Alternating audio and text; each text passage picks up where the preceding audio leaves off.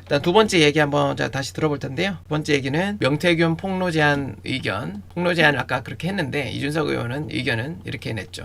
그러니까 얘네는 확실히 경선을 하는 거에 맞춰서 했어. 그러니까 그래 돌파할 수 있는 길이 있으려고 그러면 결국에는 지방선거 공천을 파야 되거든. 지방선거 공천. 그러니까 지방선거 공천 때 김건희가 개입한 건 맞아. 자, 그런데 내가 처음에 얘기했던 거 사실 친불사는 그냥 야경 같은 거지. 그런데 그것도 이해관계자들을 다 살펴보면은 누가 과연 입을 열까 또는 그냥 또 명태균 의원 씨부림만 한마디만 갖고는 안 되는 판이거든.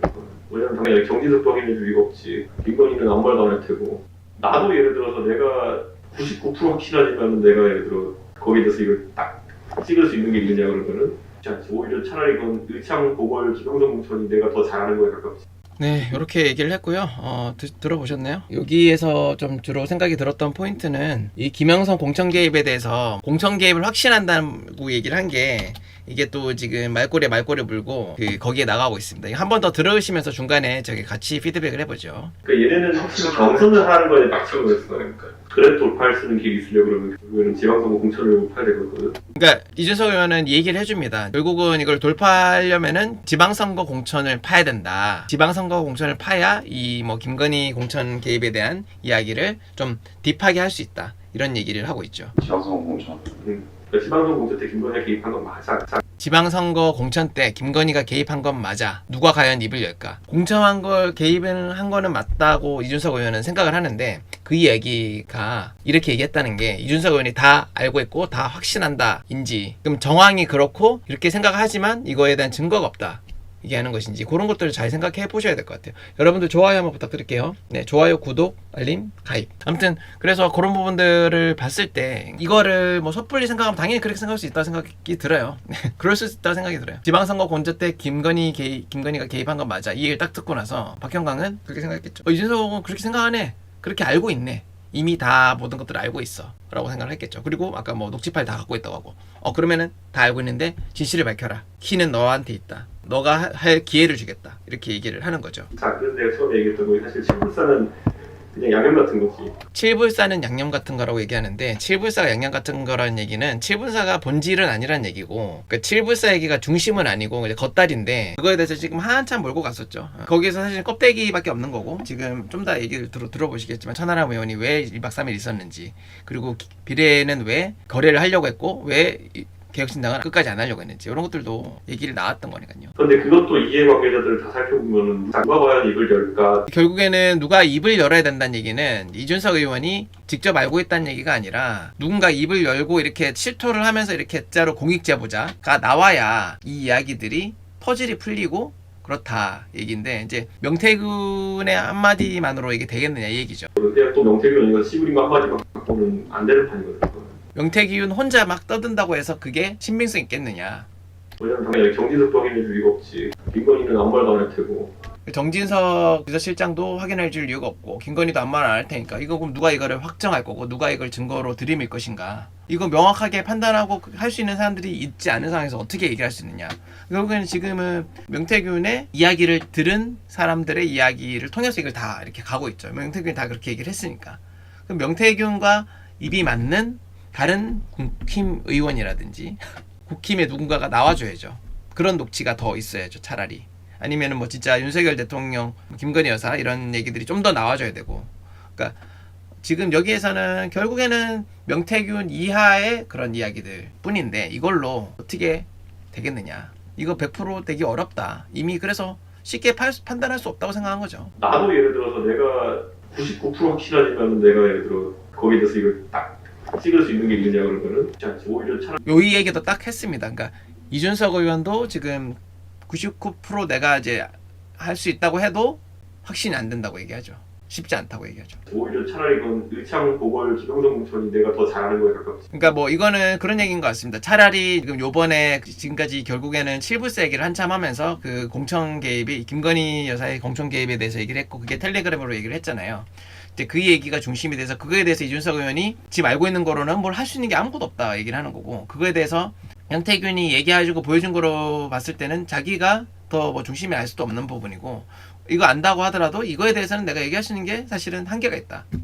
차라리 뭐 그 공천이라 하면 22년도 지방선거 공천에 대해서 차라리 할 얘기가 있었으면 있었지 여기는 없다 상대적으로 그렇게 얘기를 했었죠.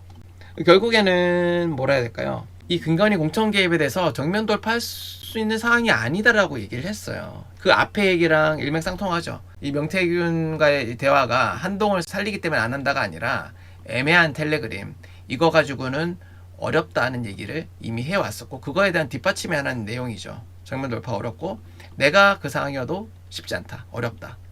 그러니까 증거를 확실히 얘기를 할 수 없는 상황에서 어설프게 얘기 풀었다가 공격만 받기 좋은 거죠. 심지어 뭐 강혜경 지금 제보자도 공격을 어떻게 보면 받고 있는 편이잖아요. 어떤 부분에 대해서는. 저는 강혜경 거기 공익 제보자한테 비난의 화살을 두르고 싶지는 않습니다. 이준석 의원이 거기에 얘기가 이제 신뢰성이 좀 떨어진다는 얘기가 그 강혜경 공익 제보자를 공격한다기보다는 이 전원의 전원이기 때문에 그렇다는 얘기지 그 사람의 진실성에 대해서 누가 저는 함부로 얘기할 수 없다고 생각해요. 차라리 이제 명태균이 진실과 과장과 그런 것들을 허위까지 모르겠습니다만 그런 걸 넘나드는 사람이다 보니까 그 사람으로부터 나온 얘기를 어디까지 믿고 어디까지 확인할 것인가에 대한 그런 이슈들이 있는 거죠. 네, 그래서 그 부분들은 조심해야 될 것 같다 생각이 들고요. 그래서 뭐 이준석 의원이 그런 얘기도 했었죠. 지방선거에 대한 공천 개입을 파봐야 된다. 차라리. 여기에는 이번 총선에 대해서 공천 개입에 대해서는 얘기하기가 더 어렵다.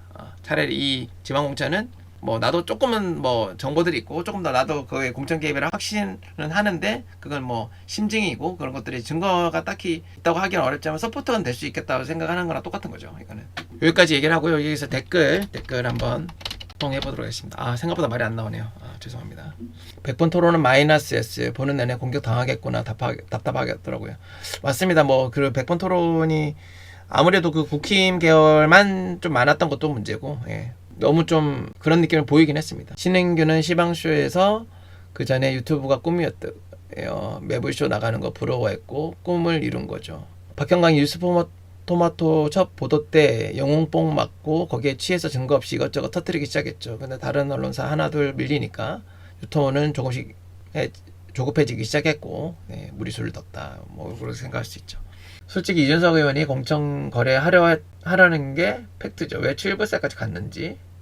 뭐 7불사 왜 갔는지에 대한 설명은 굳이 뭐 크게 필요는 없다고 생각하는데 그 부분에 대해서 이제 궁금해 하시면 7불사 간 거는 어찌됐건 지금 공천 개입 이제 김건희 여사의 그 공천 개입 폭로를 하겠다고 얘기를 했고 뭐 명태균과의 뭐 나쁜 사이는 아니었다 생각합니다. 좀 뭐 그래도 적당히 잘 연락하고 필요한 건 연락하고 정보를 받고 듣고 이렇게 하는 사이였기 때문에 그 중요한 뭐 사실은 뭐 그런 걸 폭로를 하겠다는 거는 되게 중요한 일이긴 하죠. 그래서 갈 수 있는 거고 낮에는 선거를 계속 하고 있었기 때문에 낮에 그렇게 시간 여유가 뭐 낮에 이렇게 대놓고 어디 지방에 갔다 올 수 있는 시간은 안 되고 그리고 밤에는 밤 늦게 뭐 카니발 타고 갔다고 하는데 새벽 1시에 도착 그래서 새벽 1시에 모였잖아요. 시간이 없으니까 밤에는 오가면서 잠도 잘 수 있고 그죠?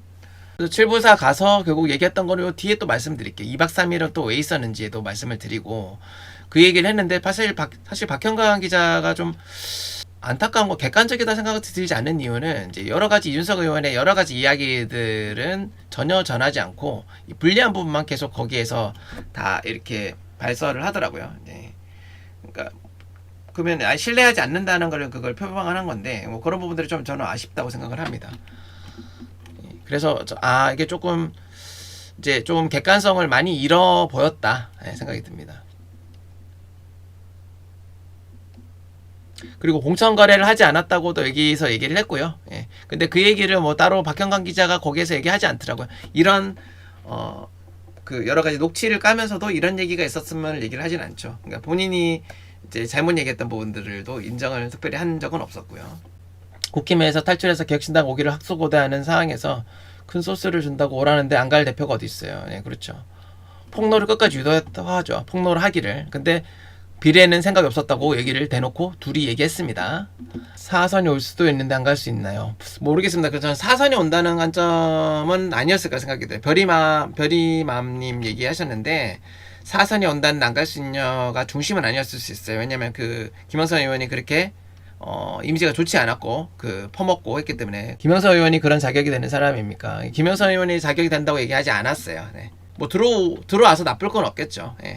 무조건 들어온다 안 들어온다를 타개하기 전에 여러 가지 정보들을 갖고 있기 때문에 봐야 되는 거죠. 김영선 공천 때 찬성하지 않았다고 하더만. 그러니까 이게 단편적으로 모든 걸 바라보면은 세상이 참 쉬워요. 세상이 쉬운데, 그러니까 예를 들면은 뭐 제가 이제 박형광 기자가 이렇게 했기 때문에 박형광 기자는 뭐 예를 들면 뭐 쓰레기 같은 사람이다라고 저는 규정하지 않아요. 이런 부분이 있고 뭐 과거에 어떤 부분이 있고, 그리고 사람은 선과 악이 공존하지 선만 있고 악만 있는 사람은 저는 없다고 생각을 하거든요. 완벽한 사람도 없고 완벽히 악마 같은 사람도 사실은 없다고 생각하고 누군가나 정은 있다고 생각합니다. 그런 관점에서 이 부분에 대해서 뭐 김영선이 그 전에 공천에 그거 했다고 해서 그러면 지금은 칼같이 이렇게 한다. 뭐 지금은 그때는 그때고 지금이고, 지금 우리가 어제를 계속 바라보고 나아가면 한 걸음도 제대로 나가기 힘듭니다. 네, 그리고요.